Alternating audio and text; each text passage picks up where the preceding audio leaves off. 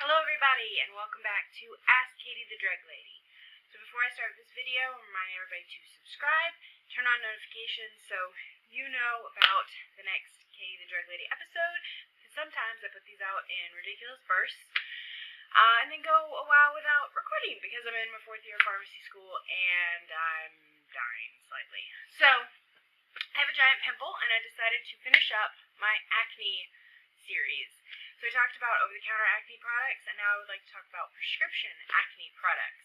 Now I'm going to start with like our first line therapies, the things that everybody goes to immediately, and then at the end I'm going to do kind of like an honorable mention for things that are either off-label use for acne, or they just aren't prescribed as much, and I'll tell you why. So to start off, I want to talk about our pills. I actually hate the term pills. It doesn't describe anything.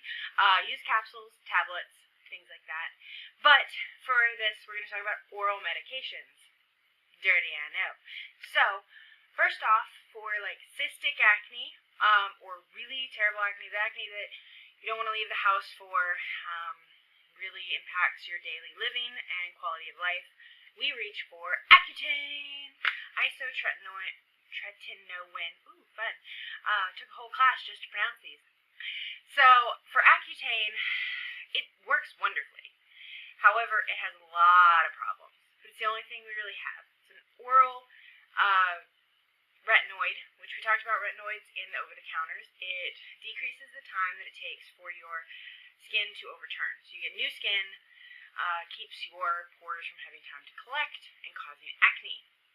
So the big thing with Accutane is it causes terrible birth defects. So when you are prescribed it, you have to, men and women, have to sign away that you're going to use multiple forms of birth control. Women of childbearing age have to take a pregnancy test, and they have to pick it up within a certain time after that. I think it's a week that they have to pick it up. Anybody that cannot have babies, get a month to pick it up. It can only be 1 month at a time. You have to have a card. It's called REMS program. It's for safety. There's a big pregnant woman on the box with a big slash through it. Cannot have babies, okay? Another thing with it is it dries you out terribly. So it dries up, you get cracked lips, dry eyes, thirst, obviously. It also causes your skin to burn, which that's kind of a rule of thumb with all these acne products, because if you think about it, you're getting brand new skin. It's fresh. It's never been seen by the sun. So it's more prone to burning. So definitely with Isotretinoin, you have to wear lots of sunscreen. And this is a lot of generic names. There's Claravis. I can't even pronounce the one that starts with an M. And then there's one that starts with an A. There's a lot of them. There's a lot of them, but you know it because you had to go through all those steps. But that's for really, really terrible acne. Because it has so many problems and you have to go through so many steps to get it. I have heard that some people, especially boys, have a tendency to be able to take this for a while, and especially if their acne is not too severe, they can sometimes never need it again, which is really nice. So they can just use, over-the-counter products to keep it in check. Just remember, acne is not something that we cure. We're just going to keep it under control. I guess until you accept the fact that you have acne, or hopefully if you do grow out of it, that's wonderful, because it is multifactorial. So you have the fact that you've got skin sloughing off into the pores, you have bacteria, oil from hormones, so lots of different things. So our second oral types are antibiotics, because we all have bacteria on our skin, and there's actually specific bacteria for acne. So the most common are the tetracycline derivatives, so Doxycycline and Minocycline. Minocycline came out and everybody's like, yeah, this is going to be better than Doxy, and it wasn't. But it's still okay, still good. Not as good as Doxy, but it's good. The big things with these are you can't have them in children, which I don't know if anybody under the age of 8 has acne, but if they do, they can't have it. It does stain your teeth in childhood while they're growing and developing in your skull. So we can't use that.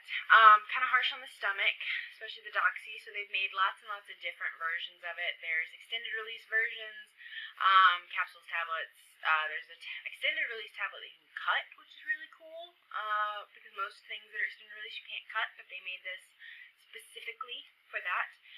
So Doxy really took hold of the market. That too causes sunburning, but that's just a side effect of the medication, not because you're getting new skin. It's just killing the bacteria. So this can usually be coupled with some of the retinoids, and benzoyl peroxide is really important because not only does it help slough off the dead skin, kill the bacteria, it keeps the bacteria becoming resistant to the antibiotic. So that's going to come really important when we go to the topicals.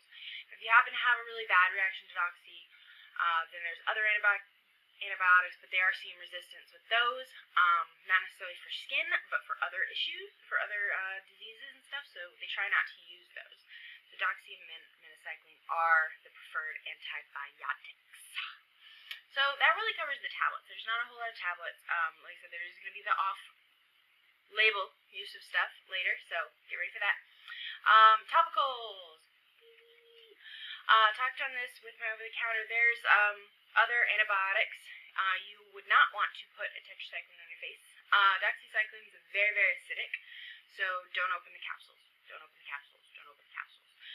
So instead, we put Clindamycin or erythromycin on our face to kill the bacteria. This can be coupled with benzoyl peroxide to decrease resistance. So they really marketed these to be, there's a lot of combo products. If you guys want to Google it, tons of them. Top ones are, that I can think of off the top of my head, Duac and Benzaclin, but now there's like Onexton and Acanya, I think, is one. Lots of combo products for these.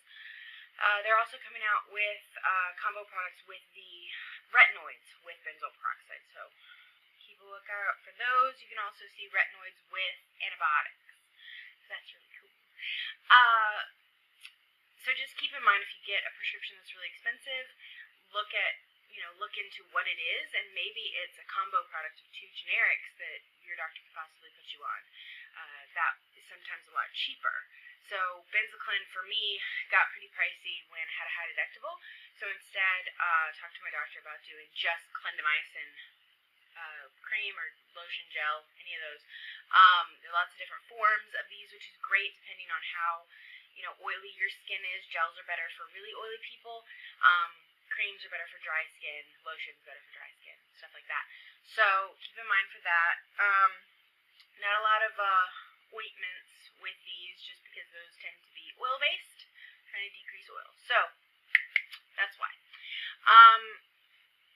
So with the clindamycin, erythromycin, biggest things are just wear sunscreen.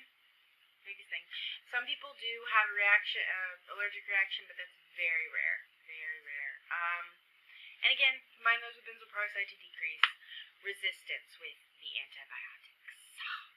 So next, we have our retinoids. So I talked about those. This will be over the counter. There's Differin. The lower strength Differin is over the counter. There is a higher strength that is still as prescription only. The gel is for some reason the only thing that's over the counter. There is creams that are still prescription as well. So creams and gels for this. And you can always tell when your doctor has seen a drug rep, because they'll give you one of these combo products and tell you it's the greatest thing since sliced bread and give you a coupon. And it turns out it's just the same old stuff, just as a combo. So just be aware of that. At least these combos make sense. There are some combos that don't make sense clinically.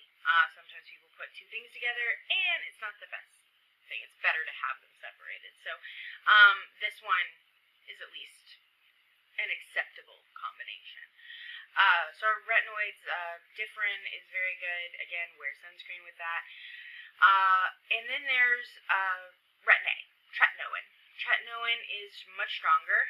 It tends to have more of an irritation when people put it on, because depends on the percentage. There's lots of percentages. So sometimes doing a lower percentage to start off with, and then increasing. Some people will kind of cut it and mix it with a moisturizer to help with that. So those are the options with the irritation with it. But again, sunburning is the biggest thing with that one. There's another one, Tazarac. It was going to be in my honorable mentions. It's the same with all the rest, except you can't use it in pregnancy. So I tend to not see it. It was also pretty expensive, even as generic. Expensive. I just never. I've seen it. I see it maybe one time a year that somebody gets it, and they never pick up the refill. So that kind of hurts my percentages. But so our honorable mentions, you have your birth controls. So those women who feel like your cycle has something to do with your breakout, sometimes leveling out those hormones with a birth control can really help with that. Also, in the vein of hormones, there's spironolactone. Spironolactone is actually a diuretic, but it works on, it's an anti-androgen. Sorry, I'm playing with my kitten. And it keeps, just keeps your hormones in check. It stops some of the hormone production, not all of it, to help with acne that's hormone related. With the spironolactone, again, it's a diuretic, so it's going to cause you to pee more. So definitely take it in the morning. But if somebody were to say, "Oh, that's my acne medicine," that would not surprise me at all. Just don't be offended if somebody goes, "Oh, this is your diuretic," because that's its #1 priority. The next thing is sulfacetamide lotions and creams and cleansers. There's sodium sulfacetamide plus sulfur, and then there's just sodium sulfacetamide by itself. Whew, that's a mouthful. It's just for decreasing the dead skin on your face. That's all it is. It helps to slough that off better. Which again, there's other products for that. It should probably still be in combination with another medication. It can, with the sulfur, be slightly antibacterial. I just don't see it as much. The big issue with that is sulfur allergies. Those are very severe. You really have to watch out for those. So, yeah, that's the main thing with that one. I just don't see those as much. There is a reoccurrence with the drug reps out there. So if you notice, if you're getting like Ovase and things like that, that's what that is. And if you get I just don't see it as much. It doesn't have as good data. Just like Minocycline versus Doxycycline. If your doctor's giving you Minocycline, they might be doing it because it causes less GI upset and things like that. Another question I get is, why are we doing clindamycin on my face and not in my body? Long-term clindamycin use can cause C. diff. It's caused by the clindamycin killing off the good gut flora. We all have like a natural biofilm. We all carry bacteria throughout us. In fact, there's more bacteria in us than we are. So, sorry, germaphobes, just freaked you out there. But when it kills the good bacteria, you end up with this terrible liquidy diarrhea that can cause dehydration and things like that. So we don't use clindamycin long-term and erythromycin long-term. Doxycycline is the best for a long-term therapy.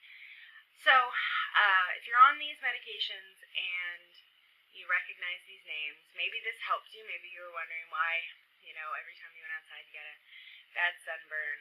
Also keep moisturized. A lot of these are very drying, especially if you're getting the gels.